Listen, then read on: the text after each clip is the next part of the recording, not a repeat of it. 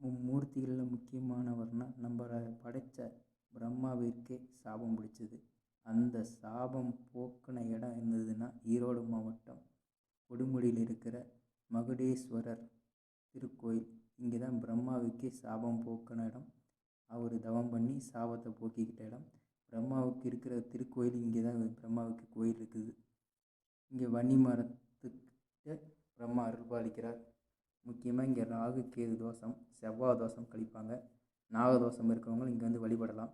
ராகு கேது தோஷம் இருக்கவங்க இங்கே வருஷத்துக்கு ஒரு முறை வந்து இந்த காவிரி ஆற்றுல குளிச்சுட்டு உங்களுடைய ஆற்றுலே விட்டுட்டு சிவனையும் விஷ்ணுவையும் பிரம்மாவையும் தரிசனம் பண்ணிங்கன்னா உங்கள் பாவங்கள் அனைத்தும் படிப்படியாக குறைஞ்சிட்டு வருங்க. முக்கியமாக திருமணம் நடக்காமல் திருமணம் தடை தாமதம் இருக்கிறவங்க இங்கே ஒரு முறை வந்துட்டு போங்க. திருமணம் கட்டாயமாக கைகூடும்.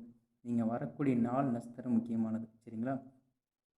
எந்தெந்த ராசிக்காரர்கள் வரணும்னா கடக ராசி, ரிஷப ராசி லக்கணம், கடகராசி கடக லக்கணம் மற்றும் கன்னி ராசி கன்னி லக்கணம், மகர ராசி மற்றும் மகர லக்கணம், விருச்சிக ராசி மற்றும் விருச்சிக லக்கணம், மீன ராசி மற்றும் மீன லக்கணம்.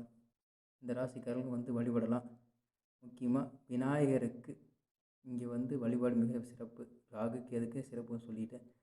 இங்கே இருக்கிற கன்னிமாருக்கு தீபம் ஏற்றி வழிபட்டாலும் தாலி பாக்கியம் இருக்கும், மாங்கல்ய பாக்கியம் கட்டாயம் கிடைக்கும். சரிங்களா?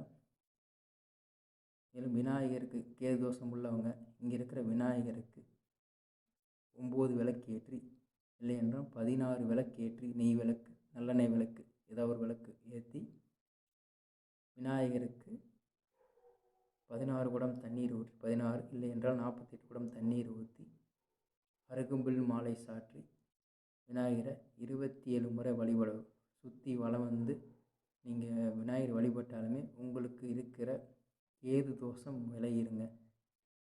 நீங்கள் இங்கே இருக்கிற ஐயரை வச்சு பண்ணலைன்னா கூட இதை பண்ணிங்கன்னா கட்டாயம் விலகிடும். சரிங்களா?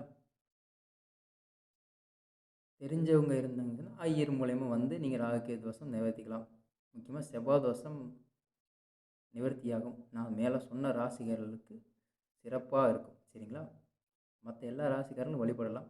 முக்கியமாக ராகுகேதுக்குங்கிறப்ப செவ்வாய்க்கிழமை, வெள்ளிக்கிழமை, ஞாயிற்றுக்கிழமை, சனிக்கிழமை பண்ணலாம். வெள்ளிக்கிழமைனாலும் இந்த பிதிர் தோஷம் உள்ளவங்க வந்து வெள்ளிக்கிழமைனாலும் ஞாயிற்றுக்கிழமைனாலும் இங்கே வந்து ராகுகேது தோஷம் பண்ணிவிட்டு பிதிர் சாபத்துக்கு கோதுமை மாவில் விளக்கேற்றலாம்.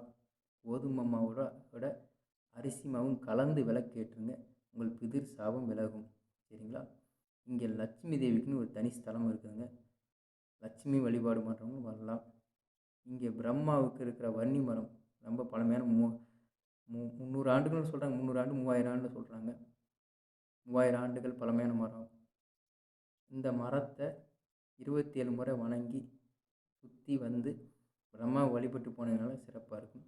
லட்சுமி வழிபாடு வருமானம் வரணும்னு நினைக்கிறவங்க பக்கத்தில் இருக்க பிரம்மா பக்கத்தில் லட்சுமி இருக்காங்க. அவங்க பக்கத்தில் ஸ்ரீரங்கத்தில் பெருமாள் எப்படி இருப்பாரோ அதே மாதிரி சயன கோலத்தில் இருக்கார் இங்கே பெருமாள். வழிபட்டு போனீங்கன்னா உங்களுக்கு கட்டாயம் சிறப்பாக இருக்கும். அகத்தியருக்கே திருமணம் நடந்த இடம் இதுதாங்க. முக்கியமாக அகத்தியரே திருமணம் இல்லைன்னு வருத்தப்பட்டு இந்த ஸ்தலத்தில் தான் அவருக்கு திருமணத்தை முடித்து வச்சார் சிவபெருமான். அதனால் இங்கே கொடுமுடி மகுடீஸ்வரர் கோயில் வந்து வழிபடுங்க. திருமண தோஷம், திருமண தடை தாமதம் இருக்கிறவங்களுக்கு கட்டாயம் திருமணம் நடக்கும். மேலும் இது மாதிரி நிறைய பரிகார ஸ்தலங்களை உங்களுக்கு வீடியோ போட்டு காட்டுறேன். சரிங்களா? நம்ம சேனலை சப்ஸ்கிரைப் பண்ணிக்கோங்க, லைக் பண்ணுங்கள், உங்கள் நண்பர்களுக்கு ஷேர் பண்ணுங்கள். சரிங்களா? ஜாதகம் பார்க்கணும், கைரேகை பார்க்கணும்னு நினைக்கிறவங்க உங்களுடைய ஜாதக டீட்டெயிலை நம்ம வாட்ஸ்அப் நம்பருக்கு அனுப்புங்க. சரிங்களா? கைரேகையோடு இணைச்சு வாழ்க வளமுடன். ஓம் நமச்சிவாய.